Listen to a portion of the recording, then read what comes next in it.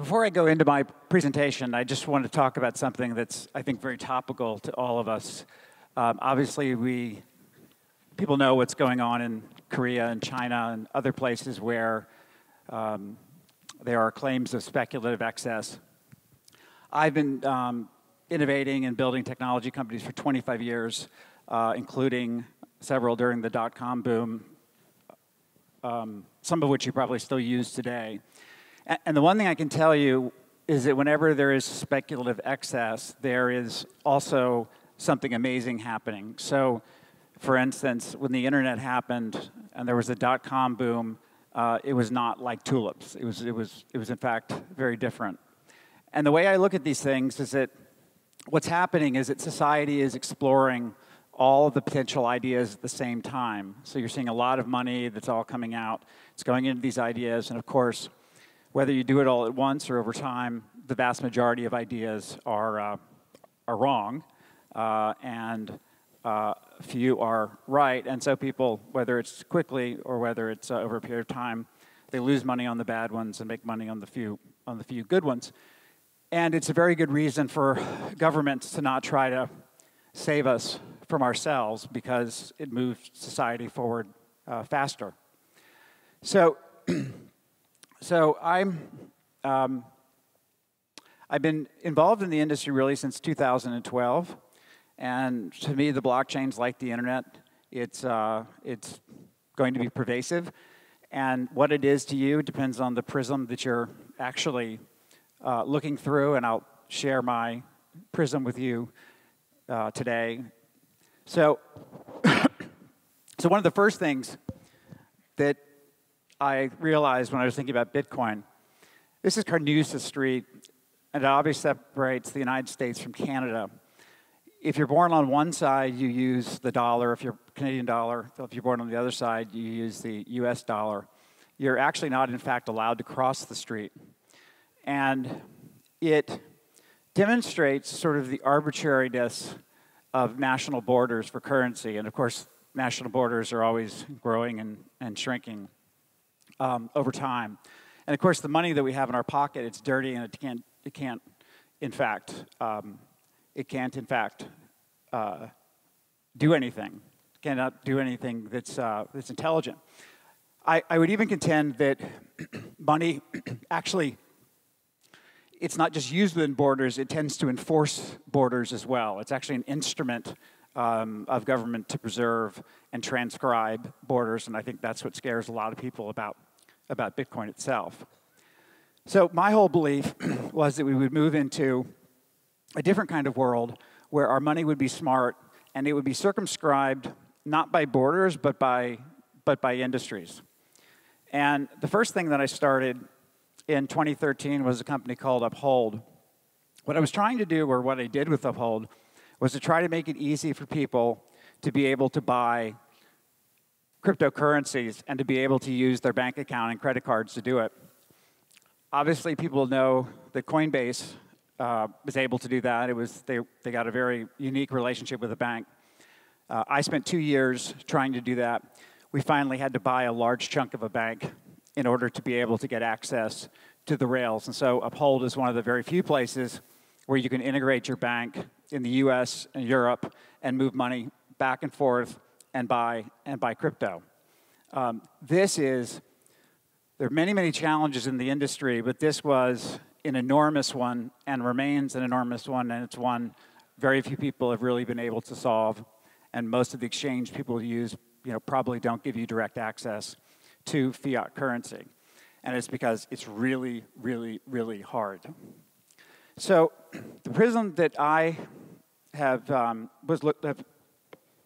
I looked through after thinking about cryptocurrency as money was the things that I've done have been really around computing architecture. I started CNET. I spun out a company out of CNET that became the leading leading software for doing web publishing. I left CNET in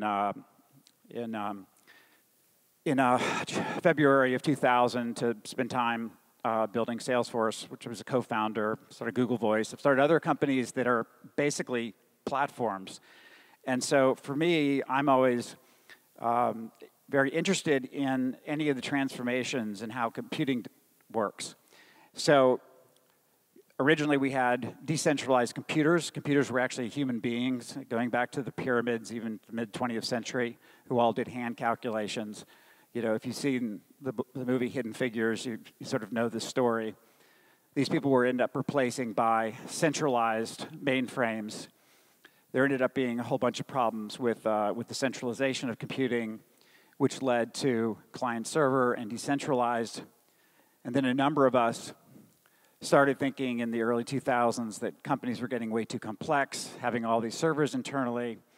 And so we decided that we could centralize functions in the cloud and make things simpler and cheaper. And if any of you remember, at Salesforce, we had the sort of no software X through the essentially through the idea. What I sort of came to realize, and it actually took me a couple of years, about the blockchain, is that it is able to harness resources that are cheaper and, well, significantly cheaper from around the globe. And many of those resources are today not even being used. But if you look at what's been proven in Bitcoin, which is a very unique thing in the history of computing, is that for the first time you can give people software, they'll run it on their computer, they will get paid in some form of currency which they can take to an exchange, they'll convert it to fiat, and they'll buy more computers. And this hasn't just been proven with Bitcoin, it's been proven over and over and over again. And so it set up an entirely new model of computing, which, you know, obviously people like Filecoin and Gollum and others have been telling the story. It's a very legitimate story, and to me, it is absolutely going to upend some services that people think will never, ever, ever be changed, and that's things like Amazon Web Services. At the point that you reach, when you reach a point where nobody thinks anything's going to come next, which is true of Amazon Web Services, that's the point when something actually does come next. And when you look at the margin that Amazon Web Services has, it really highlights the fact that even if you don't use resources that are effectively not being used, you just have people stand up resources on the internet. In the case of Bitcoin, you compete on the cost of electricity. So if that's ultimately the way these things work, Amazon does not want to compete purely on the cost of electricity. So it's incredibly disruptive to all of these big clouds. It's incredibly disruptive to companies that are generating huge amounts of money off of this, huge margin, and using it actually to fund, you know, other portions of their business that are less profitable. This is real. This is going to happen. I've been part of all of these different cycles. I mean, I started seeing it as an internet company in '93. This is absolutely, positively real and will, in fact, happen. What we've done is taken on the world of video, because video represents 80% of internet traffic. It's growing at 25% per annum. When people think of video, they think of storage and streaming. The hard part of video is actually computing. So every device that you have has a different format of video. It's called encoding or transcoding. And it is each of your devices and your computers, whether they have a GPU or CPU, has a special purpose device that just does encoding. And the reason is because your processor is not fast enough to be able to do it. It also means, because every processor, GPU, CPU, has an encoder, it means that anyone who has any computer can use that computer to do encoding. So this is different from standing up services that have specialized hardware to do Bitcoin mining. These are every computer that's sitting there, and in fact, there's a lot of research that 20% of servers in data centers today are called zombies. They're not used for anything. They're not even used for overflow. So you get massive overbuilding of all of these data centers. So you've got this explosion of video, and it's because video that's typically been broadcast is now going over the internet. It's creating extraordinary problems for media companies. One of our advisors is Hanno Basse, who's the CTO of 20th Century Fox. These guys are experiencing massive upticks in their cost, but they haven't yet been able to figure out how to monetize this new video that's being sent. And in fact, they're paying AWS, Amazon, and Google, who are in fact their competitors in a very high margin business. Furthermore, video is the actual processing part of video is going up sort of asymptotically. You've got 4K and 8K, and then you've got VR. And if you think about it, VR is not just, is a transformation of video into reality. So we're going beyond video being video, we're going into video being somehow, you know, our awareness. And the amount of computation that's needed to do that is absolutely extraordinary.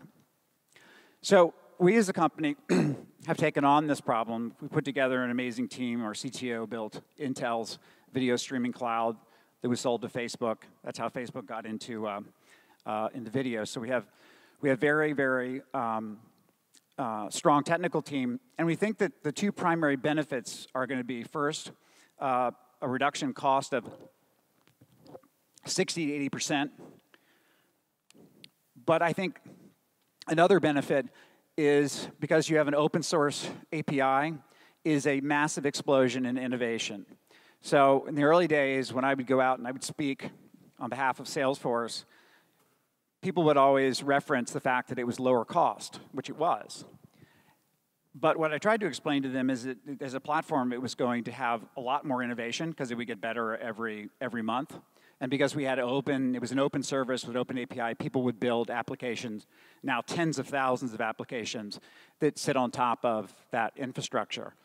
And so AWS has very high margins in this area, extraordinarily high, is selling services to competitors, and typically does not have a robust development community around it, is going to ultimately be in the crosshairs of services which are far less costly. There are other benefits too, like for instance, it's peer-to-peer, so it can't be throttled. I mean, there are a lot of kind of ancillary benefits that come from this kind of architecture. So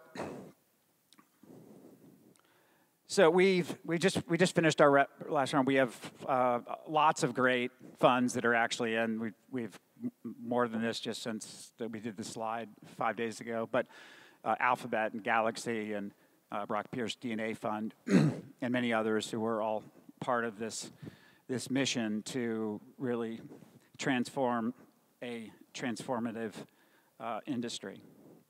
So anyway, I want to thank you all for your time. I hope I didn't go over too much. So thank you.